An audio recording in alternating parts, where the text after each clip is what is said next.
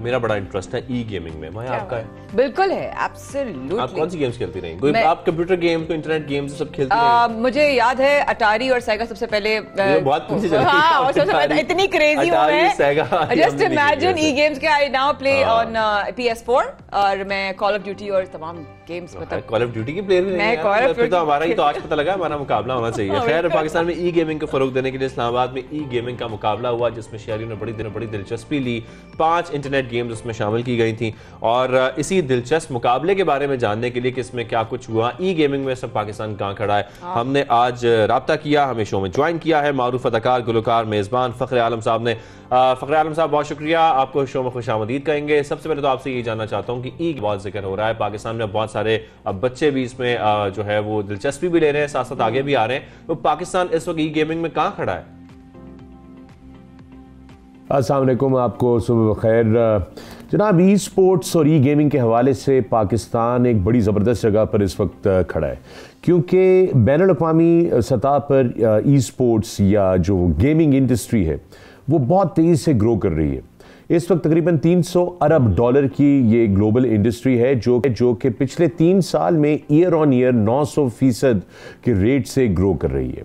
और जो अभी हमने ये गेमर्स गैलेक्सी टूर्नामेंट करवाया इस्लामाबाद में 2 दिन का, पाकिस्तान की तारीख का सबसे बड़ा प्राइस पूल 2 करोड़ रुपए जीतने वाली टीमों को जो है वो दिए गए। उसको जब हमने देखा कि वो किस तरह हुआ, यहाँ पर जो इंटरेस्ट उसका आया, तो उससे वाज़े हो रहा है कि ई स्पोर्ट्स जो है वो पाकिस्तान में मौजूद, मतलब उसके प्लेयर्स और खिलाड़ी मौजूद है, उसका इकोसिस्टम जो है वो मिसिंग है। और इंशाल्लाह जब अब हम इस इकोसिस्टम में कंट्रीब्यूट करेंगे तो this would be a huge industry in Pakistan. और मैं ये बगैर किसी हेजिटेशन के कहने में बिल्कुल, मुझे इसमें कोई वो नहीं है कि आई पर्सनली बिलीव कि आने वाले वक्तों में ई स्पोर्ट्स पाकिस्तान में compete करेगा बड़े स्पोर्ट्स के साथ in terms of business and the commerce of it. और इंशाल्लाह। तो फखर भाई, इस्लामाबाद में ये इवेंट हुआ तो कौन कौन से ऑब्वियसली इसमें गेम्स मुकाबले में शामिल थे और कितने नौजवान गेमर्स ने जो है वो इसका हिस्सा भी बने, ये बताइए। गैलेक्सी रेसर जो हमारी कंपनी है उसका पहला इवेंट था पाकिस्तान का, गेमर्स गैलेक्सी, और ये हमारा लॉन्च इवेंट था पाकिस्तान के अंदर। और इसका जो प्राइस पूल था वो पाकिस्तान की तारीख का सबसे बड़ा प्राइस पूल था ई स्पोर्ट्स के अंदर, 2 करोड़ रुपए। 4 गेम्स हमने इसमें खिलाई, उसमें एक जो थी वो वैलोरेंट थी, एक पबजी, एक फीफा और एक टेकन। और साथ साथ में हमने पाकिस्तान में पहली दफ़ा हर गैलेक्सी के नाम से लड़कियों का टूर्नामेंट खाली करवाया वैलोरेंट के ऊपर, और उसका भी प्राइज मनी था। सो ये सब कुछ ये 2 दिन हमने पाक चाइना फ्रेंडशिप सेंटर इस्लामाबाद में मुनक्किद किया। और सदर मुमलिकत पाकिस्तान जनाब आरिफ अलवी साहब ने आना था ओपनिंग सेरेमनी पर, उनको कोविड हो गया था, लेकिन उन्होंने फिर भी बराह रास्त जो है वो वीडियो लिंक के जरिए वहाँ पर खिताब किया और बड़ा इसको सपोर्ट दिया।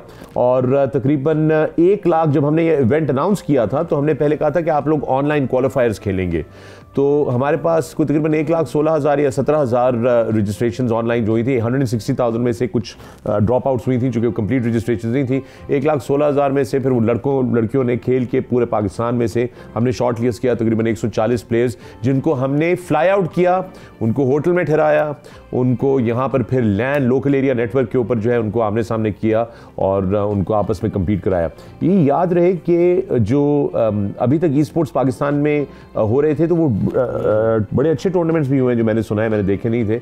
बट एक बड़ी इंपॉर्टेंट चीज़ है जो हमारी गैलेक्सी रेसर की कोशिश है, और वो ये है कि ये जो ई स्पोर्ट्स और गेमर्स हैं इनको सुपरस्टार बनाया जाए, इनको बैनुल-अक़वामी स्टार्स बनाया जाए। और पाकिस्तान में ऑलरेडी ऐसे ही जो है वो मिसालें मौजूद हैं। आपके पास अरसलान ऐश हैं जो कि टेकन के ग्लोबली जो है उनको रिकग्नाइज किया जाता है एज अ सुपरस्टार, इतने ज़बरदस्त प्लेयर हैं वो। इंटरनेशनल कॉम्पिटिशंस 12 बैनुल-अक़वामी टाइटल जीता हुआ है वो नौजवान हमारा। उसके अलावा हमारे एक और जो लड़का है वैलोरेंट का, वो बड़ा ज़बरदस्त प्लेयर है मगर वो अमेरिका शिफ्ट हो गया, कराची की पैदाइश वाला, और वो अब बैनुल-अक़वामी तौर पर रिकग्नाइज किया जाता है। तो गैलेक्सी रेसर पाकिस्तान का ये टूर्नामेंट कराने का और आने वाली चीजें जो हमने अब ऑर्गेनाइज करनी है उसमें मकसद ही है कि हम नए सुपरस्टार्स पैदा करें। और ये न्यू एज गेमिंग है, ये न्यू एज स्पोर्ट्स है, ये दिस इज द फ्यूचर। इसको डिनाई करना या इसको ना करना, you know, do it at your own parallel.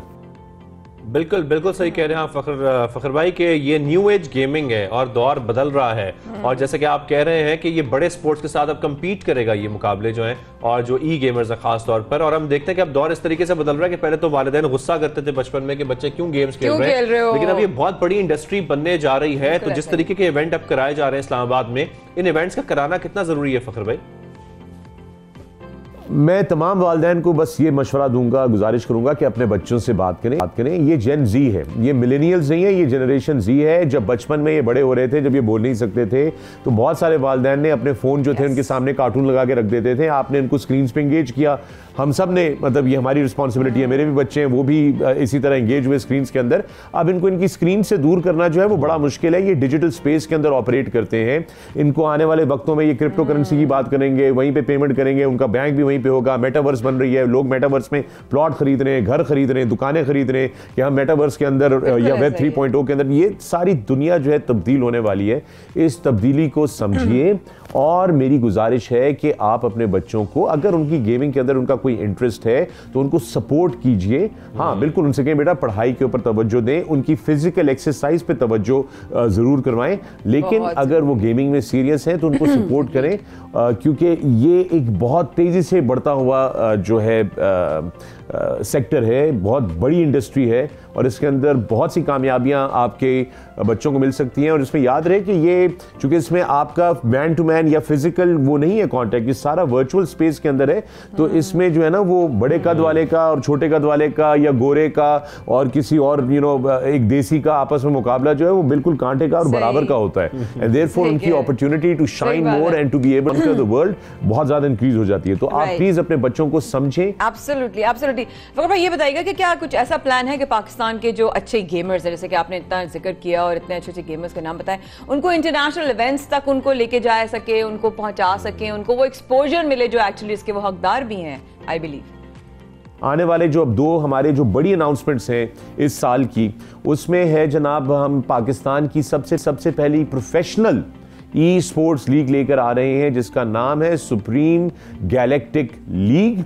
और उसके लिए 8 टीमें हैं। 2 टीमें जो हैं, मुझे बड़ी खुशी होती है कि 2 बड़े ज़बरदस्त लोग हैं जो कि बड़े फॉरवर्ड थिंकिंग लोग हैं, बहुत डेवलपमेंट की तरफ और इम्प्रूवमेंट की तरफ सोचते हैं, एंटरप्रेन्योर्स हैं ज़बरदस्त। एक तो लाहौर कलंदर्स के मालिक हैं आतिफ नईम राना, उन्होंने ली है टीम, और दूसरी जो है वो एक बेहतरीन एंटरप्रेन्योर ज़बरदस्त पाकिस्तानी जावेद आफरीदी हैं, पेशावर ज़ल्मी में उन्होंने। तो 6 और टीमें जिनका हम ऑक्शन करेंगे आने वाले दिनों में। उसके अलावा जो हमने अनाउंसमेंट की है इस साल के लिए वो, और अब ये हर साल हम करते रहेंगे, इस के स्कूल्स और कॉलेजेस, पूरे पाकिस्तान के स्कूल्स और कॉलेजेस की नेशनल चैंपियनशिप ऑनलाइन टूर्नामेंट जिसका नाम हमने रखा है स्कॉलर्स गैलेक्सी। उसमें पूरे पाकिस्तान की टीमें जो है वो आपस में मुकाबला करेंगी और फिर जीतने वाली टीम जो है उनको चैंपियनशिप ट्रॉफी और बड़ा सा प्राइज मनी जो है वो मिलेगा।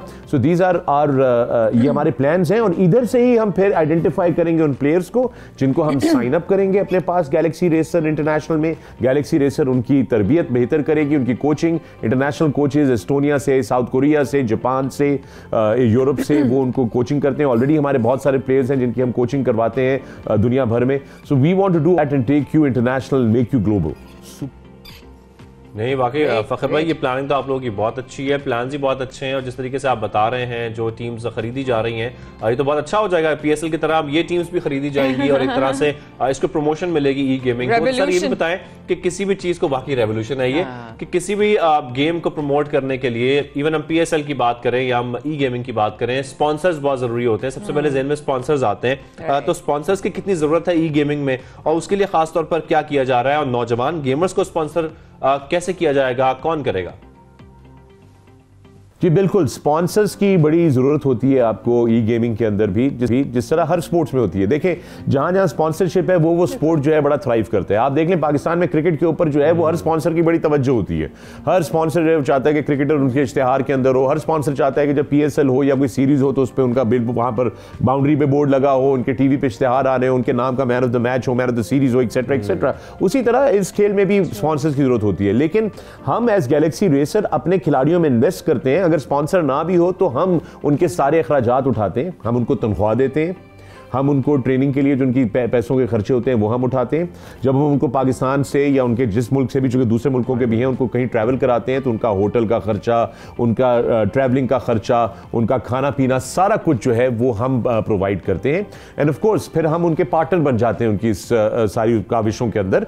एंड देन जब वो कोई टूर्नामेंट खेलते हैं तो जब टूर्नामेंट जीतते हैं तो उसके पैसे आधे हम रखते हैं, आधे वो रखते हैं। I mean it's a whole business model to this thing.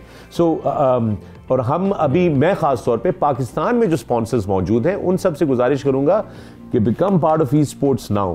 अभी इसके अंदर आप शामिल हो जाएं, क्योंकि बाद में शायद इसमें एंट्री करना बड़ा मुश्किल हो। जिस तरह मुझे याद है कि जब पाकिस्तान सुपर लीग का पहला साल हुआ था तो बड़े स्पॉन्सरशिप्स में बहुत सारे लोग जो थे वो हेजिटेंट थे, तो दूसरे सब लोग लाइन लगा के खड़े होते थे कि यार हमें भी इसमें जो है वो हिस्सा डालना है। इसी तरह स्पोर्ट्स का फरोग जबरदस्त, बहुत जरूरी है, बहुत बड़ी इंडस्ट्री बनने जा रही है, ये बहुत बड़ी इंडस्ट्री बनने जा रही है। ई गेम्स का जो है वो फरोग शुरू हो चुका है। बेसिकली फरोग तो हमारे घरों में, बच्चों में, नौजवानों में था, लेकिन अब इसको इंटरनेशनल लेवल पर लेके जाना, पाकिस्तान में इसका आगाज होना। फखर आलम, फखर भाई, बहुत बहुत congratulations to you too and your team. जो आप लोग इनिशिएटिव आप लोगों ने लिया है, I think commendable and it should be taken forward, because आप सही कह रहे हैं कि एक बिल्कुल नई दुनिया है जिसमें हम कदम रख चुके हैं। और ये बेसिकली मिलेनियल्स नहीं है, it's generation Z. I completely agree with you.